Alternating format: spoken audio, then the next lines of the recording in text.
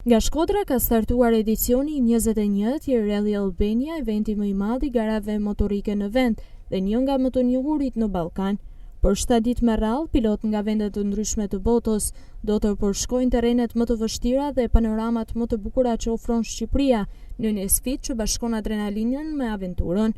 Me 10 automjete dhe motor të specializuar për gara në terren të thyer, Rally Albania këtë vit ka zgjedhur pikërisht Shkodrën si piknicje simbolike të këtij udhtimi sfidues, duke promovuar jo vetëm sportin ekstrem, por edhe turizmin në Shkodër.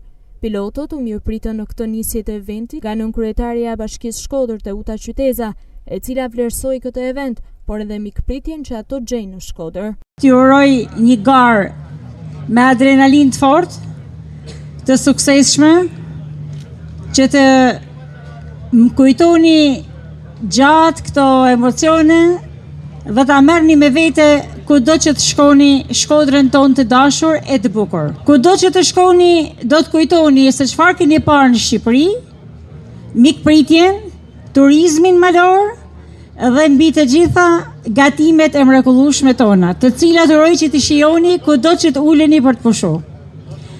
Gjithashtu uroj që çdo gjë t'ju shkojë mbar e mirë, që ato që kanë ardhur për të disatën herë të vinë përsëri e përsëri.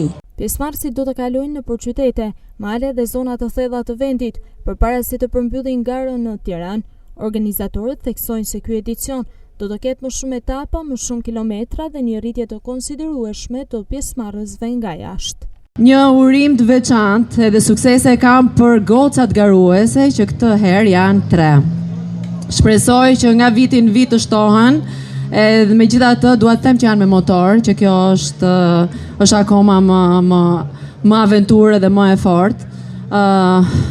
Edhe dua t'ju uroj të gjithë suksese dhe ta gëzojmë edhe të kalojmë të gjithë bashkë shumë bukur të 7 ditët e garës, ta mbyllim me sukses edhe pa probleme. Rally Albania nuk është vetëm një garë, por një aktivitet që gjallëron jetën ekonomike dhe turistike të zonave ku kalon, duke e promovuar Shqipërinë si destinacion për sportet motorike dhe aventurat ekstreme.